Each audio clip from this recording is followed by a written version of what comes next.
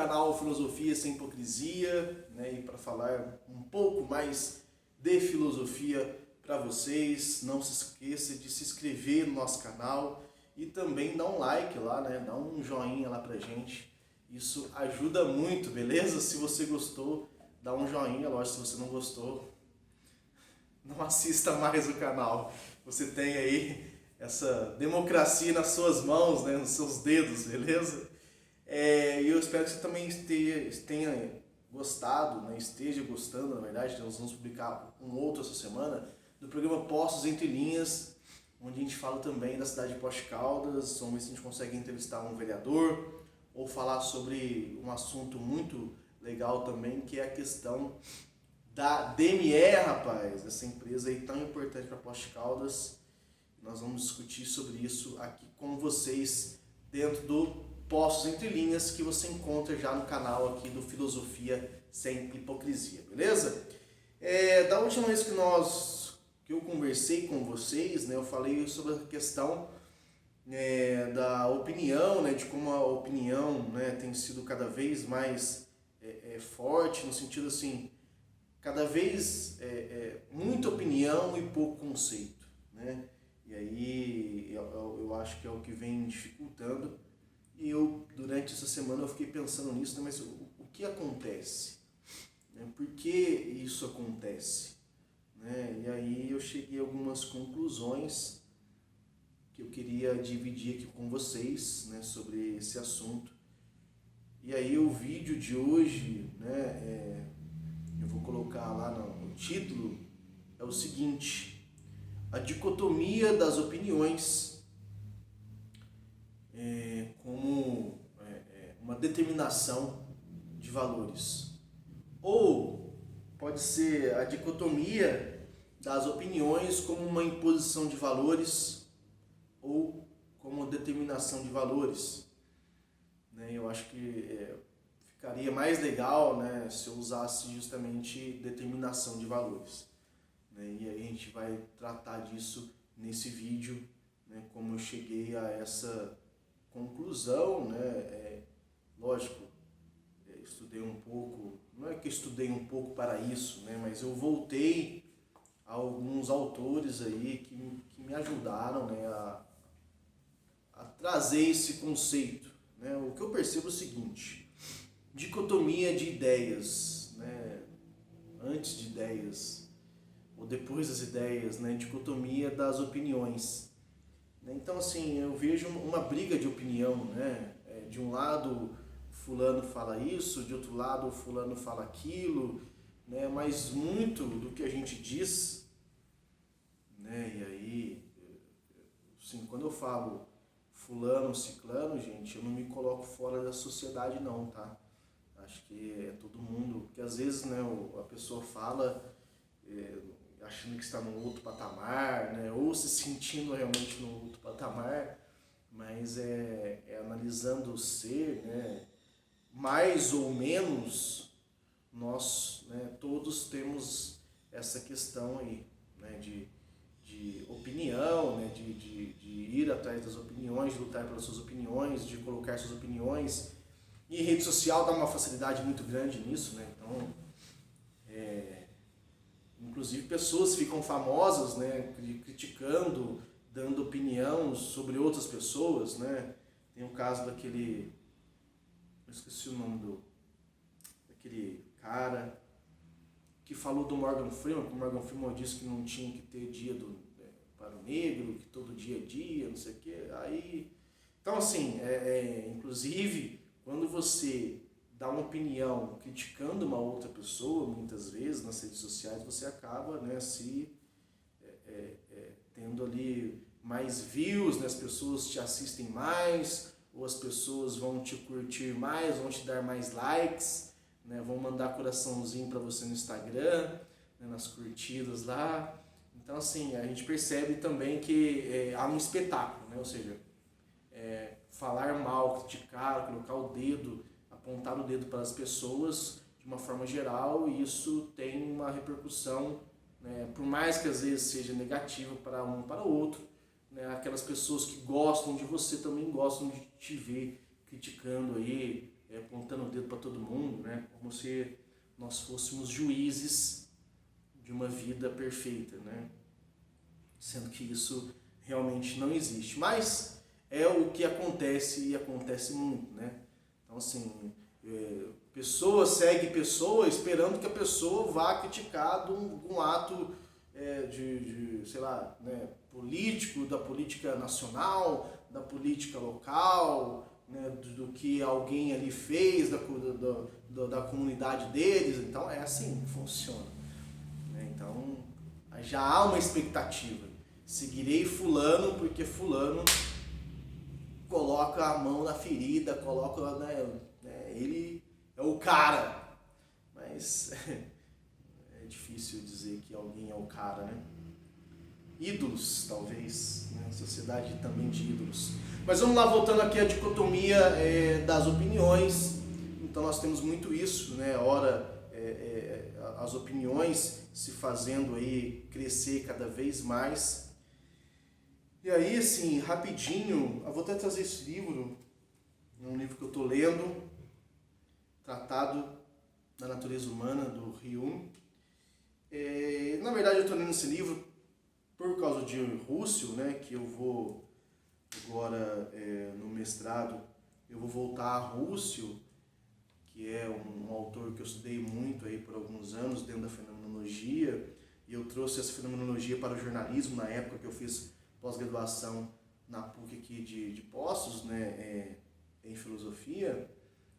E aí eu tenho que agora dar uma estudada melhor no livro Crises, né, que eu vou partir do livro Crises, na verdade, dentro do meu mestrado, né? E aí eu tenho que ressignificar aí a forma de estudar o Russell, né? Porque eu estudei o Russell durante muito tempo, mas o Russell por comentadores e o Russell por si só. E um pouco de Descartes. Mas acho que eu preciso voltar. Né? Eu preciso voltar a uma base que o Russell fala muito, principalmente no livro Crises, né? Que é o livro de estudo meu, que é o livro que eu vou trabalhar, né? Dentro do meu TCC, vamos dizer assim, né? Da minha dissertação. Ele fala assim, há uma base conceitual muito grande em cima de Hume e em cima de Kant e uma crítica violenta a Descartes. Então eu vou ter que estudar muito esses três autores aí para eu poder entender cada vez melhor, vamos dizer assim, né? O livro Crises, que é um livro extraordinário do Russell, né? E a minha ideia é mostrar que a fenomenologia transcendental que está inserida naquele livro, né, pode ser tratada como uma ética.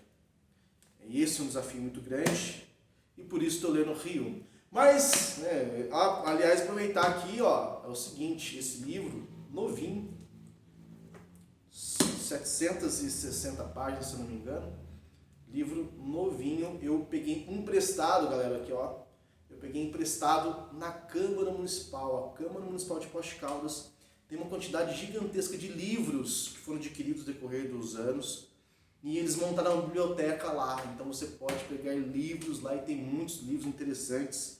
Esse aqui foi na aquisição, se não me engano, que o Paulo Tadeu, quando era presidente da Câmara, ele comprou lá vários livros e um dos livros que ele comprou foi esse. Eu vi lá e falei, nossa, é um livro que eu preciso muito de ler, e aí eu peguei emprestado, né? Fiz esse empréstimo lá na Câmara Municipal. Fica uma dica para você, tem muitos livros bons, realmente, principalmente na área de humanos, que é a área que eu olhei mais, né? Tem muitos livros bons na Câmara Municipal, fica uma dica aqui para você, beleza? Hume, então, tem livros, o livro dele mais importante é esse, né? O Tratado da Natureza Humana. Ele escreveu depois outros dois importantes, mas esse é com certeza a obra-prima aqui do Hume. De onde saíram os outros dois, né? Ele escreveu os outros dois para explicar este, na verdade, né? Então, assim, porque esse livro ele escreveu com 27 anos de idade. E quando ele escreveu, ele achou que estava muito difícil, né? Que ele não gostou do livro em si. E aí ele não deu tanta importância depois para esse livro e falou assim, não, vou escrever de uma outra forma, né? Um entendimento da natureza humana. E o outro que eu esqueci agora é que eu só li o entendimento da natureza humana. Eu vou escrever agora de uma outra forma porque esse livro, né, não fiquei contente com esse livro, ficou, né, muito difícil de se entender. E aí ele abandonou esse livro, mas depois, né, de tempos, né, estudando filosofia, você percebe que, né, os comentadores, né, os filósofos que estudaram Hume dizem que esse é o melhor livro do Hume, com certeza. Hume, então, só para a gente entender essa questão das opiniões, tá? Depois eu vou abandonar aqui e a gente vai seguir com outros conceitos para a gente entender melhor. O que o Hume fala é assim, Hume, ele, né, um empirista que eles dizem, né, ou seja, o que importa é a experiência que vai fazer você ser você, é a experiência que constrói o indivíduo. Não existe nada a priori, né, nada inato, né, no ser humano, né, tudo se aprende à medida que você vai vivendo, experienciando, por isso ele é conhecido como um filósofo empírico, certo? Mas dentro do materialismo também se estuda Hume, né, essa questão da importância que ele dá aos sentidos, né? Tem uma frase dele, eu não vou lembrar muito bem, eu vou parafrasear, porque está no entendimento da natureza humana, não está nesse aqui. Embora, né, talvez até esteja de outra forma, né? Sei que eu estou na página ainda 81 do livro, eu peguei o livro essa semana e são 760 páginas, mas ele diz assim, não há nada mais forte que uma sensação. Mas aí ele faz ele coloca até o entendimento da ideia, né? Nenhuma ideia é mais forte, nem a conjunção de todas as ideias é mais forte que uma simples sensação. É mais ou menos isso, né? Ou seja, nem você juntando todas as ideias sobre algo, aquilo nunca vai ser mais forte que a própria sensação, né? Que é o que o seu corpo sente à medida que experiencia, à medida que vive.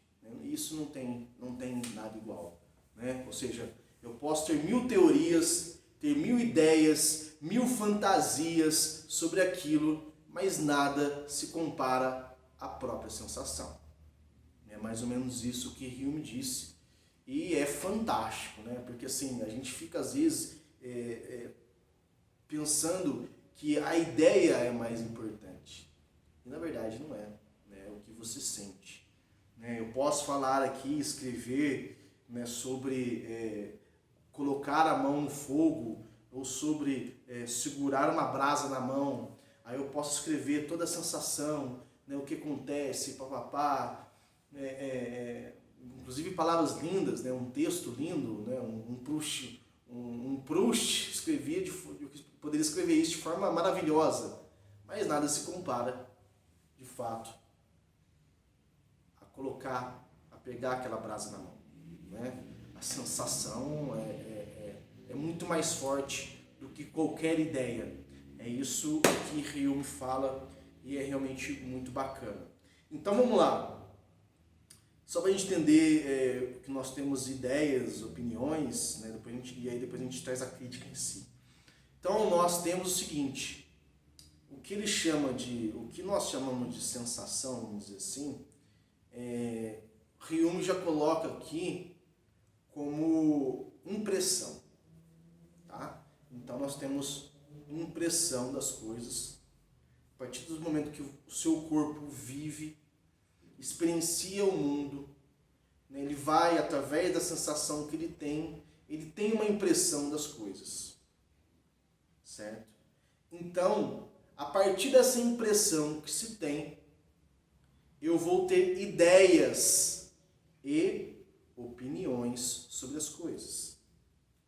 Tá? Então, assim, eu experiencio, meu corpo tem uma impressão, e dessa impressão gera ideias simples ou complexas, opiniões simples ou complexas, para eu voltar, né, a ter mais impressões. Então, assim, se eu gostei daquela impressão, isso me gera uma ideia, me gera uma conclusão, e aí eu vou tentar ter mais impressões, né, semelhantes àquela. Nunca vai ser igual, mas eu vou procurar sensações semelhantes. Isso basicamente é o que fala Hume, né, sobre essa questão das ideias. E das ideias, por isso as ideias são importantes. Óbvio que as ideias são importantes, as opiniões são importantes, mas a crítica que nós fazemos aqui, justamente que eu tinha já feito no outro vídeo, né, da gente pensar que, olha, mas é isso, então eu vou viver de opinião? E por quê? Por que há essa dicotomia de opiniões, essa briga de opiniões? O que eu estou revelando e o que eu estou desvelando? O que eu estou revelando, o que eu estou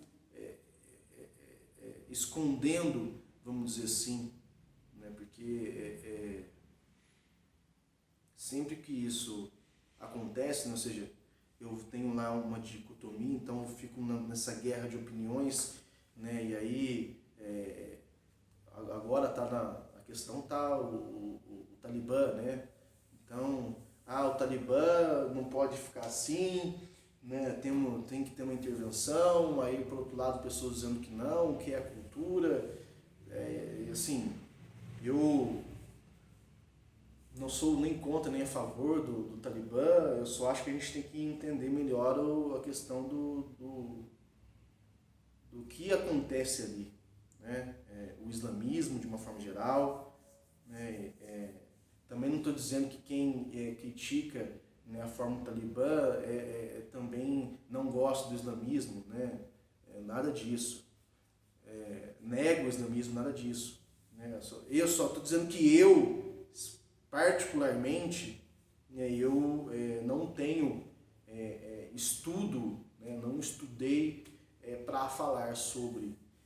Thiago, mas é uma opinião, né? A gente pode dar opinião sobre isso, tudo bem, mas eu não consigo, né, justamente porque, por mais que, né, a gente saiba os direitos humanos, né, a evolução aí de uma sociedade, né, mais pacífica, e o que a gente, os valores que a gente aceita hoje, os valores que a gente não aceita, né, isso eu sei, mas eu não conheço os valores também dos muçulmanos, né, eu não conheço a história do islamismo, né, Mohamed, por exemplo, não conheço muito a história dele, né, que a gente chama de Maomé, mas é Mohamed.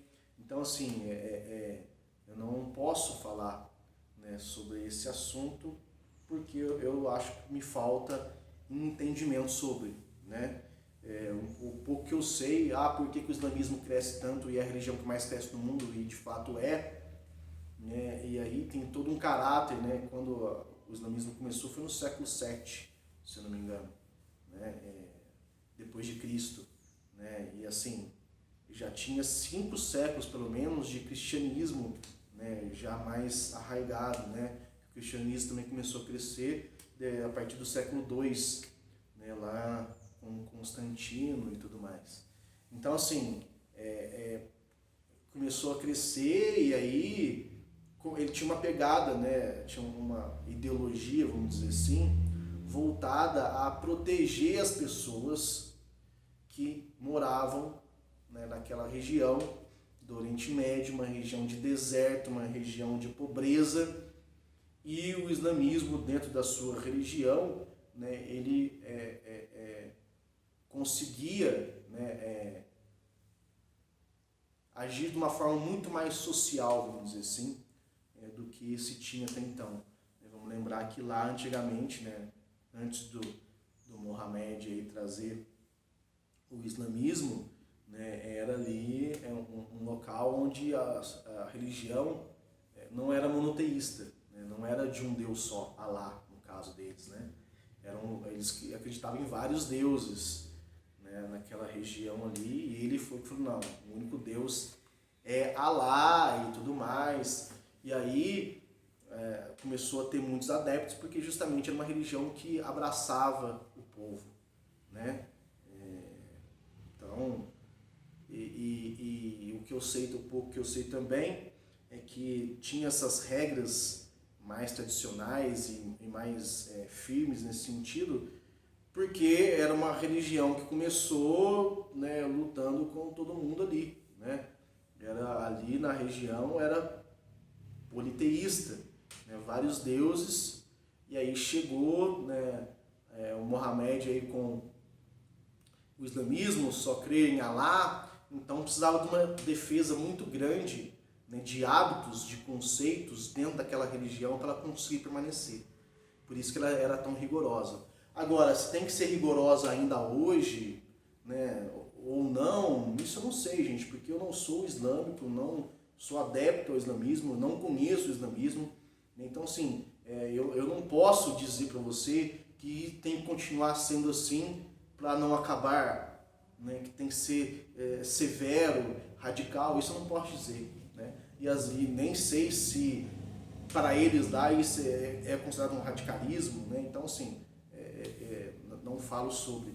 Mas, assim, o que eu estou dizendo é o seguinte, né? Então, nós ficamos muito nas opiniões, né? E aí falta para a gente realmente a crítica, porque para eu criticar, vamos dizer assim, eu tenho que realmente, de fato, conhecer aquilo, e isso muitas vezes nos falta, né? Então, assim, não vou criticar ou, né, fazer uma crítica sobre a questão, né, do Talibã voltar ao poder no Afeganistão, porque de fato eu não conheço ali, sei pouco ou quase nada do que se passou ali desde o século VII depois de Cristo até os dias de hoje, né? Então é complicado. Mas o que eu estou querendo dizer, né, só para a gente finalizar, senão vai ficar muito extenso aqui o nosso vídeo. Eu vou sugerir para vocês um livro bacana demais, um livro muito legal, né, do Deleuze, só Deleuze. Foi um dos primeiros livros do Deleuze, que é Nietzsche e a Filosofia. É muito bacana. Para você que gosta de Nietzsche, para você que gosta de Deleuze, né, dessa forma aí da filosofia da diferença de Deleuze, é muito bacana, compensa muito você ler esse livro. Se não me engano, são 120 páginas, 128 páginas. É curtinho o livro, fácil de ler e é muito interessante. E para mim, assim, eu não li, eu só li trechos da obra Nietzsche, né, do Heidegger. Então, assim, Heidegger para mim é muito difícil, não sei para vocês. Se vocês conhecem Heidegger, eu acho um autor muito difícil, assim, um filósofo muito difícil. Mas para mim, assim, de pessoas que já escreveram sobre Nietzsche, né, eu acho que esse livro é muito interessante, né? Eu tomei conhecimento desse livro assistindo palestras do Roberto Machado, né, que infelizmente morreu esse ano. Mas compensa aí você ler esse livro. Eu tenho PDF, por isso que eu só escrevi aqui, eu não tenho esse livro físico, só tenho ele em PDF. E aí eu acho interessante trazer esse livro pelo seguinte, pela colocação aqui, que é o seguinte: quando nós temos dicotomia de opiniões, ou seja, toda hora uma opinião de lá, outra de cá, para eu refutar aquela opinião novamente, se eu estou ali naquela disputa, naquela, né, opinião para lá, opinião para cá, eu vou ter que fazer uma avaliação. Então eu vou avaliar o que o outro disse, e aí eu vou dar minha opinião em cima, e aí fica nesse lenga-lenga que a gente vive hoje nas redes sociais demais, que a gente vive hoje na política demais, que a gente vive hoje em todos os locais. Essa disputa de opiniões, né? Mas isso é lógico, passa também por avaliações. Né? Então eu dou uma opinião, logo eu vou ter ideias sobre... Não, eu vou ouvir uma opinião, por exemplo. Né? Então eu escutei lá a opinião, ouvi a opinião de fulano, aí aquilo já vai me trazer uma associação de ideias, né? Que vai me trazer avaliações, que depois vai me trazer uma opinião sobre aquilo. Então, assim, a gente fica... E aí, a minha preocupação é que quando nós fazemos isso, nós ficamos, de fato, numa superficialidade das coisas. Né? Porque não me interessa a opinião do outro, talvez. Né? Talvez o que me interessa, por exemplo, vamos dar o caso aí do Talibã de novo, né? Islamismo, Afeganistão. Não me interessa a opinião de fulano, de fulana. Né? Talvez o que seria melhor seria eu estudar sobre, né? Para eu ter o meu entendimento e a minha autonomia. Né? Então, assim, há um paradoxo aí, porque por mais que a gente tenha muitas opiniões sobre as coisas, essa dicotomia de opiniões, por outro lado, há uma falta de autonomia, percebe? É o que eu vejo muito claramente, assim, essa falta de autonomia. Até para a pessoa dar uma opinião, ela está sempre puxando link de não sei quem, link disso, daquilo, aí joga no seu Instagram, aí joga no seu Facebook, entendeu? Então, assim, há uma falta de autonomia, de você mesmo, né, estudar sobre, entender sobre e ter o seu entendimento. Né? Por exemplo, o que eu estou falando aqui de dicotomia de opiniões que eu coloquei aqui, eu não vi isso no Ryume especificamente, não. Eu estou falando pela percepção que eu tive do mundo de hoje. É o que eu acho. Né? E você pode, do outro lado, refutar tranquilamente o que eu estou querendo dizer aqui. Né? Mas é o que eu percebo muito aí, essa dicotomia de opiniões aí. Então, sempre caímos nas avaliações. A gente tem que tomar cuidado com a avaliação. E aí, tem esse trecho. Esse trecho está na primeira... É a primeira página do livro Nietzsche, a Filosofia do Deleuze. Não é o primeiro parágrafo, acho que está mais no final da página, ou no meio da página. É o seguinte: as avaliações referidas ao seu elemento não são valores, mas maneiras de ser, modos de existência daqueles que julgam e avaliam, servindo precisamente de princípios para os valores com relação aos quais eles julgam. Por isso, temos sempre as crenças, os sentimentos, os pensamentos que merecemos em função da nossa maneira de ser ou de nosso estilo de vida.